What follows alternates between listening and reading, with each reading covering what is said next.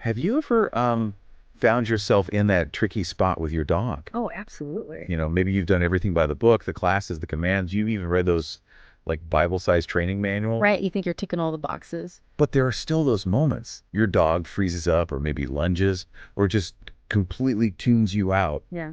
And you're left thinking, what am I missing here? Mm. What if the answer isn't, more commands, but something way more subtle, something invisible? It's a really profound question, isn't it? And it often leads us down that path of feeling frustrated, thinking we need to do more, add more layers, Yeah. when maybe, just maybe, the real shift is about how we are in those moments.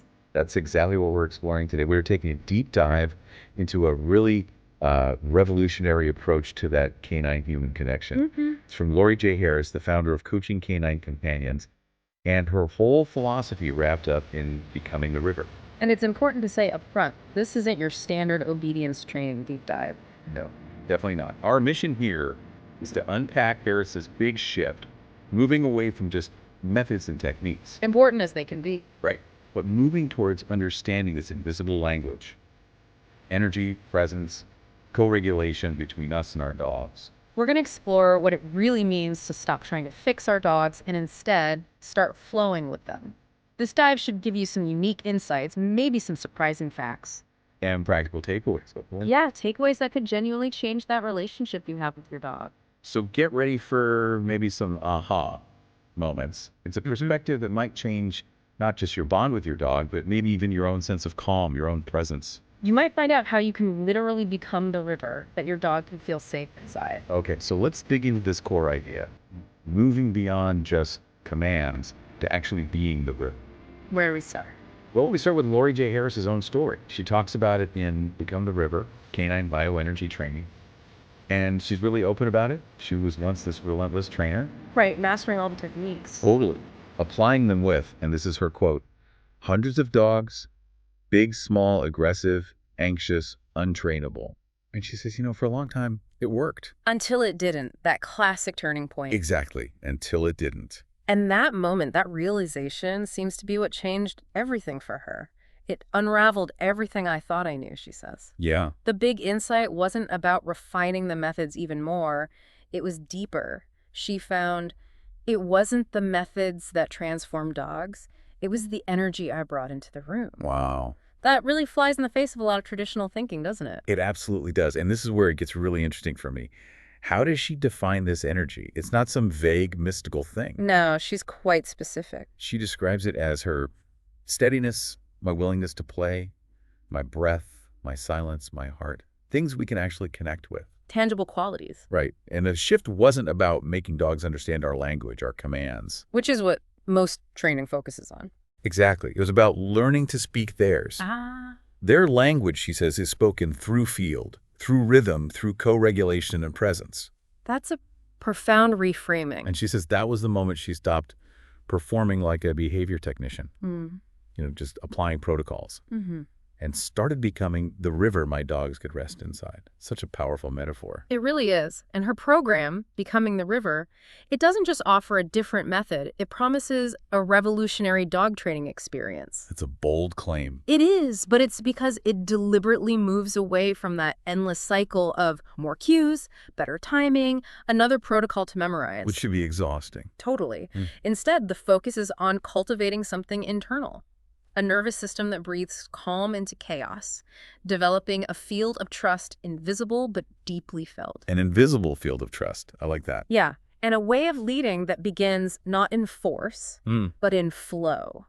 This gets right to the heart of the dog-human bond, doesn't it? It feels like such a fundamental shift from what most of us, grew up with or were taught. Harris puts it bluntly, we don't train dogs. We invite them into nervous system safety. That's a key distinction. Invitation, not imposition. Right. And we don't treat behavior as a problem.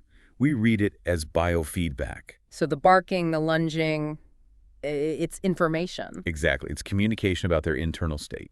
And finally, we don't stack commands, we unstack tension. It's like peeling layers away, not adding more on top. It's a complete paradigm shift, suggesting our dogs aren't like breaking rules, but they're actually telling us how they feel inside. Okay, so this core idea then, that our energy matters so much, it's explored across her work, right? especially in things like steady heart, steady paws, and the overloaded mind and the dog who waited. Yes, absolutely. The underlying principle is rooted in understanding a dog's basic nature. They are sensitive, sentient beings reading the emotional and energetic field around them every second. Every second. That's constant. Constant. Which means your posture, how you're breathing, that silent stress you think you're hiding, or the quiet peace you feel. It's all being registered. Wow. As Harris says it, dogs feel first, respond second, obey third. The feeling part comes way before the thinking or obeying part. So they really are like these incredibly sensitive emotional barometers, Yeah. constantly taking our internal temperature. That's a great way to put it. And what's really cool is that there's actual science kind of backing this up, this energetic resonance. Harris mentions mirror neurons, for instance. Those fascinating brain cells. Yeah. And they're not just for copying actions, right? They fire when we do something, but also when we just watch someone else do it, or even when we pick up on emotions. So for dogs, this means they can quite literally catch our emotions, even the really subtle ones, the ones we haven't said out loud or maybe haven't even fully admitted to ourselves. Which leads to this crucial point about the leash then. Yes, the leash. It stops being just a tool for physical control. It becomes, as she says, a conduit not of control, but of energetic transmission. That makes so much sense. Her observation is so simple but so powerful. If you brace, they brace. If you soften, they soften. You feel it immediately down the leash. Definitely. And this connection is also affected by our internal chemical weather. Dopamine, for example. A motivation molecule. Right. Goes up and down all day.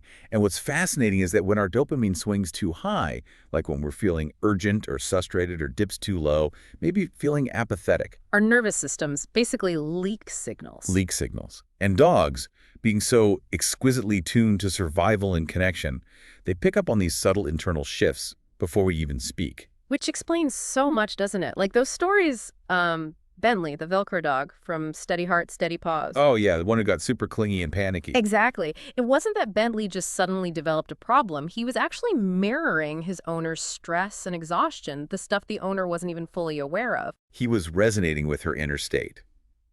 That completely reframes how we look at so many behaviors we label as problems. It really does, and it raises that big question.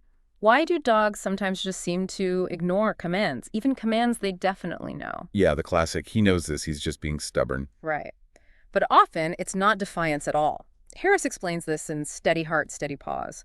When dogs, and actually humans too, experience a sudden surge of energy, could be excitement, stress, frustration, the prefrontal cortex, the thinking, rational part of the brain, it temporarily goes offline. It just shuts down for a bit. Okay, wow. So if that part of the brain is offline, our dog literally cannot process the cue we're giving them. Exactly. They can't access it. That is a huge aha moment. Yeah. That completely changes how you see a dog like Tessa, the tornado that wouldn't tether, who would just spin and bark like crazy. Yeah, she wasn't being naughty. No. She was caught in this energy surge. Her thinking brain was just temporarily unavailable. Understanding that shifts everything from wanting to correct them to wanting to support them. Compassion comes first. Precisely. And given this deep focus on energy and how it affects everything, it makes perfect sense that in Harris's becoming the river approach, breath is central. Breath leads. Always. Always. As she puts it in Living in the Flow, if your breath is frantic, shallow, held, your dog's heart will scatter. They mirror you. But if it's steady, calm, rhythmic, then your dog's body begins to listen, to slow, to trust. It's like your breath creates a field they can settle into. Essentially, your dog's breath tells the story before their body does, and so does yours.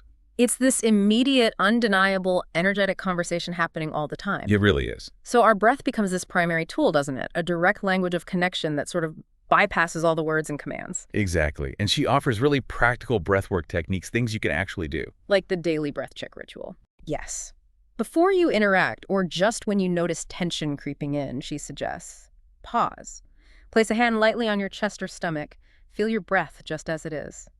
No judgment. Just notice. Then gently invite. One slow, soft inhale. One even slower, softer exhale. One widening of your field. And the key is, you offer this silently, just internally to your dog. You're shifting your own state. That feels doable. And there's another one, the double sigh reset for when tension is building. That's from Steady Heart, Steady Paws.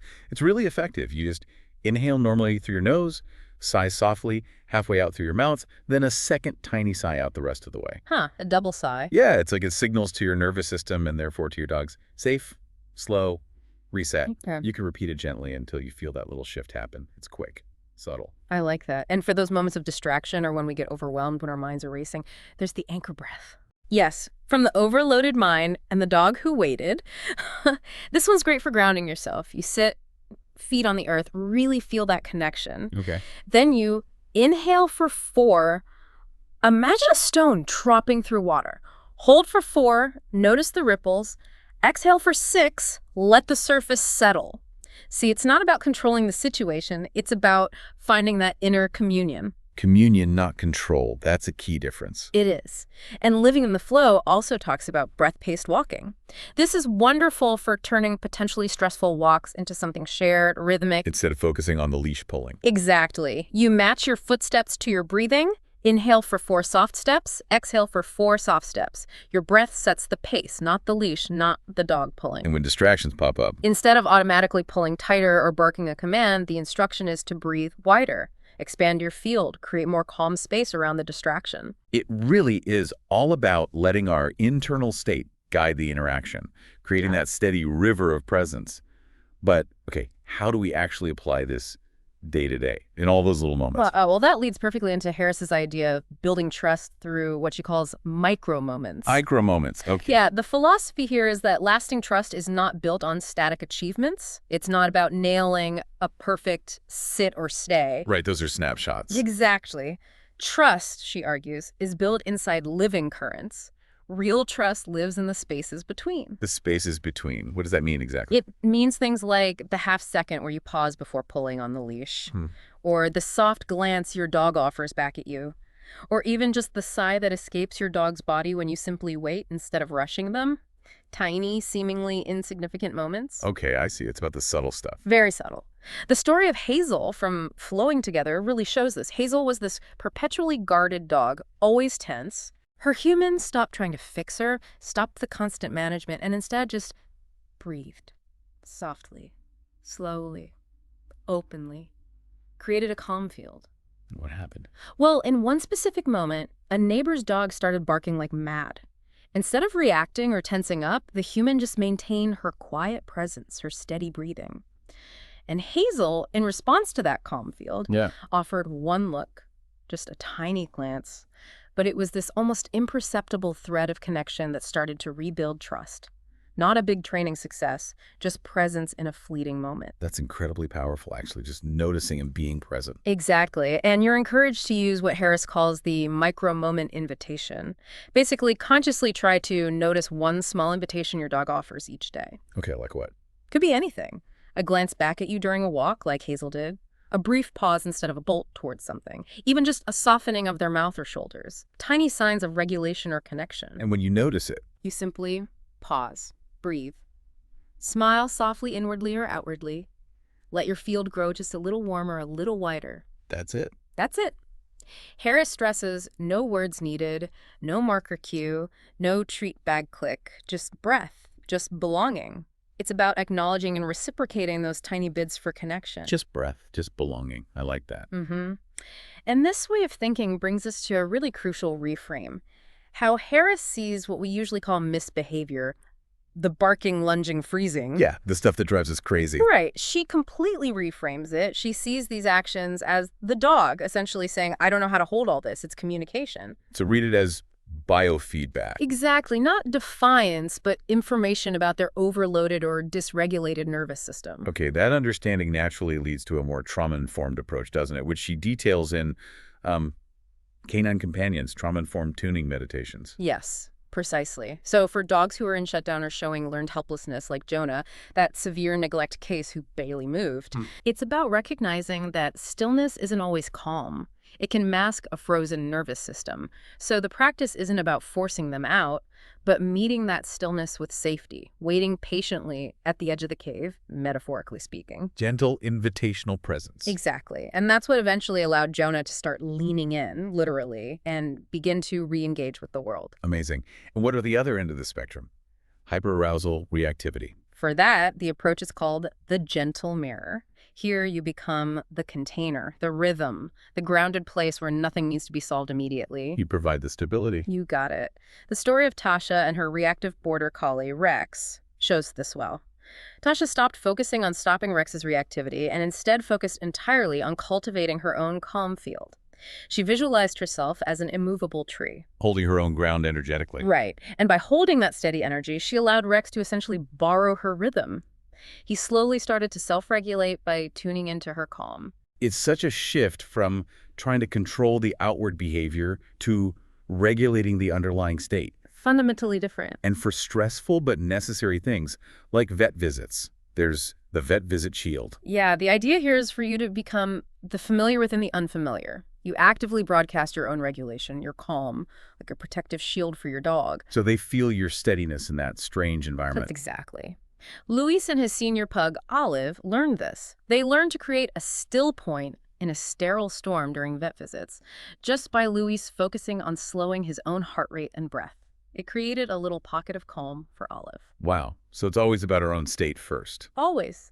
And living in the flow also introduces this idea of the flow cycle in relationships. Flow cycle. It goes struggle, a moment of disconnection, tension, then release, a softening, a letting go, followed by connection, coming back together, and finally, recovery, a gentle pause, integration. Struggle, release, connection, recovery. Right.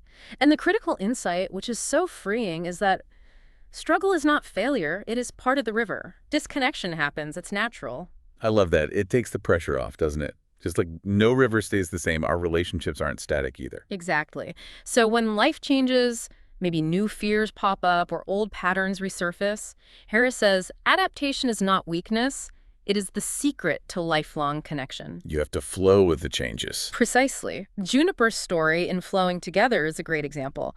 A new, really loud dog moved in next door, and Juniper got anxious.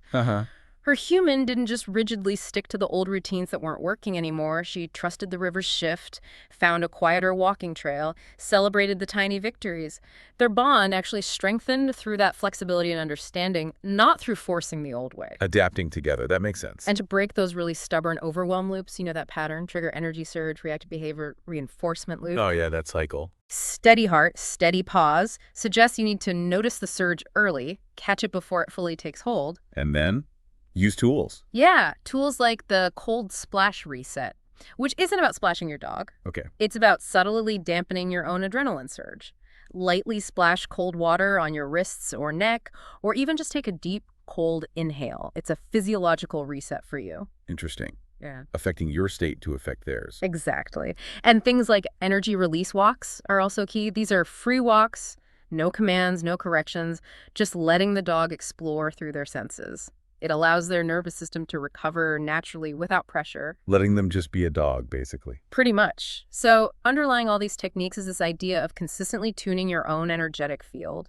And meditation actually plays a role here. Right. But not just for our own stress levels. Not just for us, no. In Whispering Between Worlds, Harris calls meditation a field hygiene ritual. Field hygiene. I like that. When you breathe with intention, when you really drop into your body, you're consciously broadcasting coherence into a field that feels you back. And the thing is, your dog is already tuned to that station. They're receptive to it. They're already listening on that frequency. Exactly. And what's really profound is Harris's statement that dogs don't meditate. They are meditation. Wow. What does she mean by that? They inhabit the present moment so fully, so completely, it's almost sacred. When you just sit with your dog, not to train, not to command, just to tune in together. Yeah. You enter what she calls a numinous field, a space where time softens, where meaning pulses. It's a different quality of connection.